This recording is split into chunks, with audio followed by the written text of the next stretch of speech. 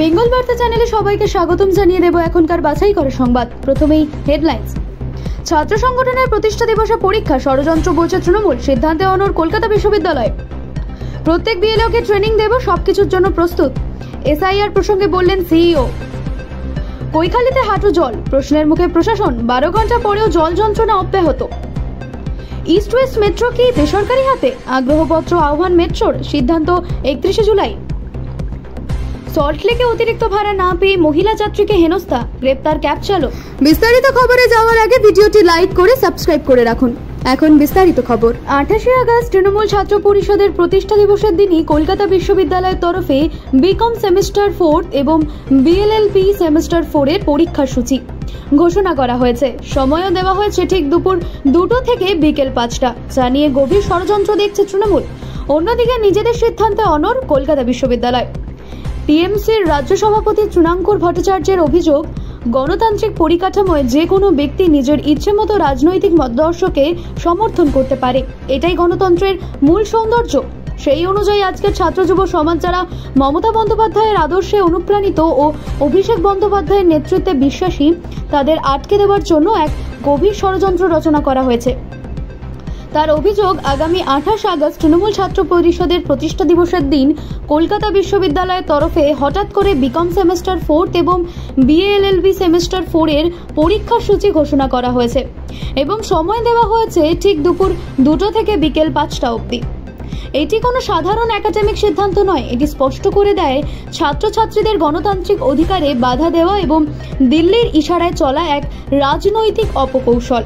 তৃণাঙ্কুর আলো লেখেন, এই সিদ্ধান্ত কেবল তৃণমূল ছাত্র পরিষদের সমর্থক ছাত্রছাত্রীদেরই নয়, বরং সমস্ত ছাত্রছাত্রীদের চরম অসুবিধার মধ্যে ফেলে দিচ্ছে। নিজেদের রাজনৈতিক স্বার্থ চরিতার্থ করার জন্য এই বেআইনি অনুপ্রবেশকারী উপাচার্যের এমন আত্মকেন্দ্রিক পদক্ষেপ অত্যন্ত দুর্ভাগ্যজনক অত্যন্ত দুর্ভাগ্যজনক গণতন্ত্র বিরোধী এবং নিন্দনীয়। উল্টো দিকে বিশ্ববিদ্যালয়ের ভারপ্রাপ্ত উপাচার্য শান্ত দত্ত বলেন, একেবারেই বাজে অভিযোগ। বিশ্ববিদ্যালয় কোনো সরকারি ছুটির দিনে পরীক্ষা রাখেনি, এটা দলগত কোনো অনুষ্ঠান হতে পারে। সেই রাজনৈতিক দল যদি দেখতে হয়, তাহলে সব দলের নানা রকম অনুষ্ঠানের তারিখ দেখে দেখে আমাকে পরীক্ষা ফেলতে হবে। এটাই তো অগণতান্ত্রিক দাবি বলে আমি মনে করি। বিএলও এবং সুপারভাইজারদের ন্যূনতম বাৎসরিক বেতন এক ধাক্কায় প্রায় দ্বিগুণ বেড়েছে। তার উপর ইতিমধ্যে শুরু হয়েছে তাদের বিশেষ ট্রেনিং। স্বভাবতই জল্পনা, বিহারের পর বাংলাতেও হবে এসআইআর। শুক্রবার এই প্রসঙ্গে সিইও মনোজ আগরওয়াল জানিয়েছেন, সাধারণ পদ্ধতিতে ট্রেনিং হচ্ছে। এসআইআর নিয়ে জাতীয় নির্বাচন কমিশন সিদ্ধান্ত নেবে। তবে শনিবার তার মন্তব্য বড় ইঙ্গিত মিলল। শুক্রবারই জানা গেছিল আগামী কয়েকদিনের মধ্যে রাজ্য জুড়ে ট্রেনিং শেষ হবে বিএলওদের। শুক্রবার পূর্ব বর্ধমানে ট্রেনিং হয়েছে, শনিবার কলকাতায় ট্রেনিং, রবিবার ট্রেনিং হবে মেদিনীপুরে, 28 তারিখ জলপাইগুড়িতে। সূত্রের খবর, আগস্ট মাস থেকেই বাংলার ভোটার তালিকায় বিশেষ সংশোধন হতে পারে। এই পরিস্থিতিতে শনিবার সাংবাদিকদের মুখোমুখি হয়ে সিইও জানালেন, আমরা প্রত্যেক বিএলওকে ট্রেনিং দেব, সবকিছুর জন্য প্রস্তুত। তার সাফ কথায়, এসআইআর তো একবার করতেই হবে, এ তো আগেও অনেকবার হয়েছে। আমাদের সিলেবাসে প্রত্যেক জিনিসই থাকবে, তবে এমন নয় যে এসআইআর এর জন্যই ট্রেনিং হচ্ছে। দেশ জুড়ে ভোটার তালিকা সংশোধন, নবীন ভোটার যুক্তকরণ এবং মৃত ভোটারদের নাম বাদ দেওয়ার মতো গুরুত্বপূর্ণ কাজগুলি পরিচালনার জন্য বিএলও বা বুথ লেভেল অফিসাররা গুরুত্বপূর্ণ ভূমিকা পালন করেন। প্রতি বছর হাজার হাজার বিএলও, সুপারভাইজার এবং সংশ্লিষ্ট কর্মীরা এই কাজে নিযুক্ত থাকেন। সেই প্রেক্ষিতে বলা যায়, এসআইআর হলে এই ট্রেনিংয়ের অনেক সুবিধা পাবেন বিএলওরা। সিওর মন্তব্য, এসআইআর আগেও হয়েছে, হলে এই প্রথমবার হবে না। তবে এর সিদ্ধান্ত নেওয়ার এখতিয়ার তার নেই, আছে একমাত্র নির্বাচন কমিশনের। তবে তারা প্রস্তুত থাকবেন, পরিস্থিতি অনুযায়ী সক্রিয় ভূমিকা নেবেন। সিইও জানান, চলতি বছর যে খুব আগে থেকে ট্রেনিং শুরু হয়েছে এমনটা নয়। বুথের সংখ্যা বৃদ্ধি পাওয়ায় প্রায় 14,000 নতুন বিএলও নিয়োগ করা হবে। আগে তো এমন ট্রেনিংও হয়নি, তাই এই ট্রেনিং প্রয়োজন। যদিও সিইও কোনোভাবেই এই মুহূর্তে বলছেন না বাংলায় এসআইআর কবে হবে বা আদতে হবে কিনা। তার স্পষ্ট কথা, নির্বাচন কমিশনের তরফে এখনো পর্যন্ত এই নিয়ে কোনো নির্দেশিকা নেই। শুধুমাত্র বিএলওদের ট্রেনিং নিয়ে নির্দেশ ছিল, সেই মতো কাজ এগোচ্ছে। শুক্রবার মধ্যরাতের পর আর ভারী বৃষ্টি হয়নি শহরে, কিন্তু তারপরে হাঁটু জল কৈখালি, হলদিরাম, এয়ারপোর্ট 1 নম্বর সহ ভিআইপি রোড সংলগ্ন বিস্তীর্ণ এলাকা জুড়ে। শনিবার সকালেও যেন নদীতে পরিণত হয়েছে রাস্তাঘাট। বিশেষত হলদিরাম থেকে সেক্টর 5 পর্যন্ত রাস্তায় যান চলাচল কার্যত দুর্বিষহ হয়ে উঠেছে। স্থানীয়দের অভিযোগ, নিকাশি সমস্যার বিষয়ে কোনো হেলদোল নেই প্রশাসনের। তাদের প্রশ্ন, বৃষ্টি থেমেছে প্রায় 12 ঘন্টা, তবু কেন এত জল জমে রয়েছে? কেন সময় মতো নিকাশির ব্যবস্থা করা হলো না? কৈখালির বাসিন্দা সুমন সামন্ত বলেন, প্রতিবার এমন হচ্ছে, একটানা 2-3 ঘন্টা বৃষ্টি হলেই এই চিত্র। অথচ প্রতিবারই প্রশাসনের তরফে দাবি করা হয় জল জমার সমস্যা অনেকটা কমেছে। বাস্তবে তার ছিটে ফোটাও নেই। জমা জলে ঢাকা রাস্তায় কোথাও গর্ত, কোথাও সঠিক রাস্তা বোঝা যাচ্ছে না। এর ফলে প্রতিনিয়ত ঘটছে দুর্ঘটনা। অতীতে গর্তে বাইক উল্টে প্রাণহানির ঘটনাও ঘটেছে বলে অভিযোগ। তবে এখনো পর্যন্ত এই ব্যাপারে স্থানীয় প্রশাসন বা বিধায়কের কোনো প্রতিক্রিয়া মেলেনি। গোটা ঘটনায় জনসাধারণের নিরাপত্তা, নিত্য যাতায়াতের ভোগান্তি নিয়ে উদাসীনতার অভিযোগ উঠেছে প্রশাসনের বিরুদ্ধে। হাওড়া ময়দান থেকে সেক্টর 5 ইস্ট ওয়েস্ট মেট্রো চালানোর দায়িত্ব কি এবার বেসরকারি সংস্থার হাতে যাচ্ছে? এমনই সম্ভাবনার ইঙ্গিত মিলেছে মেট্রো রেল সূত্রে।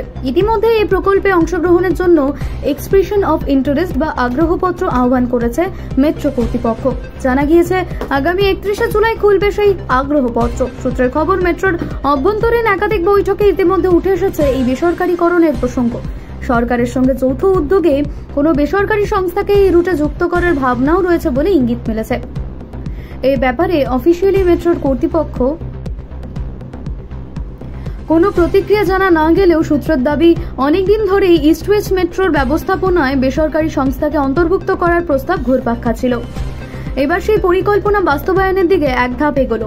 যদিও এখনো পর্যন্ত কোনো সংস্থার নাম চূড়ান্ত হয়নি বা কোনো চুক্তি স্বাক্ষরিত হয়নি। আপাতত শুধু আগ্রহপত্র প্রকাশ করা হয়েছে। এই মুহূর্তে নজরে রয়েছে দেশের ও রাজ্যের কোন কোন সংস্থা এই ইস্ট ওয়েস্ট মেট্রোর দায়িত্ব নেওয়ার ক্ষেত্রে আগ্রহ দেখায়। আগ্রহপত্র খোলার পরে তবেই পরবর্তী পদক্ষেপের সিদ্ধান্ত নেওয়া হবে বলে সূত্রের খবর। এই সিদ্ধান্ত কার্যকর হলে কলকাতার মেট্রো পরিষেবায় এটি হবে এক ঐতিহাসিক রদবদল। ইস্ট ওয়েস্ট করিডোর চালু হলেও যাত্রী সংখ্যা এখনো আশানুরূপ নয়। ফলে পরিষেবা আরও উন্নত করতে এবং আর্থিক দিক সুরক্ষিত রাখতে বেসরকারি বিনিয়োগকারীদের টানতেই এই পদক্ষেপ, এমনটাই মনে করছেন পরিবহন বিশেষজ্ঞদের একাংশ।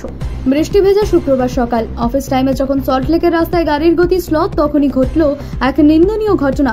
ক্যাব চালকের দৌরাত্মে বিপাকে পড়লেন এক মহিলা যাত্রী। অতিরিক্ত ভাড়া চেয়ে না পাওয়ায় তাকে হেনস্থা ও মারধরের অভিযোগ উঠল চালকের বিরুদ্ধে। ইতিমধ্যে বিধাননগর পুলিশ অভিযুক্ত চালককে গ্রেফতার করেছে। পুলিশ সূত্রের খবর, ঘটনাটি ঘটে সল্টলেকের ডিএফ ব্লকে। অভিযোগ, বাগুইয়াটি থেকে গন্তব্যে পৌঁছে মহিলা যাত্রীর কাছে অতিরিক্ত ভাড়া দাবি করেন চালক সাবাজ আলী। কারণ হিসেবে চালক জানান, বৃষ্টির কারণে গাড়ির ক্ষতি হয়েছে, রাস্তা খারাপ, যানজট তীব্র। এসব কারণেই অ্যাপ নির্ধারিত ভাড়ার চেয়ে বেশি টাকা দিতে হবে। কিন্তু ওই মহিলা যাত্রী অতিরিক্ত ভাড়া দিতে রাজি না হওয়ায় তর্কাতর্কির সূত্রপাত। অভিযোগ, এরপর চালক মহিলাকে গাড়ি থেকে নামিয়ে কিল, ঘুষি ও পেটে লাথি মারেন। যন্ত্রণায় কাতর হয়ে মহিলাই পুলিশে খবর দেন। দ্রুত ঘটনাস্থলে পৌঁছে পুলিশ অভিযুক্তকে গ্রেপ্তার করে। তার বিরুদ্ধে একাধিক ধারায় মামলা রুজু করা হয়েছে। বিধাননগর কমিশনারেট সূত্রে জানা গিয়েছে, দক্ষিণ 24 পরগনার নারায়ণপুর পশ্চিমপাড়া এলাকার বাসিন্দা ওই চালকের গাড়িটিও বাজেয়াপ্ত করা হয়েছে। ঘটনাস্থলে সিসিটিভি ফুটেজ খতিয়ে দেখা হচ্ছে, তদন্তে নেমেছে police. Salt Lake, new town, Shapoorji এই অফিস পাড়াগুলিতে প্রতিদিন হাজার হাজার মানুষ যাতায়াত করে।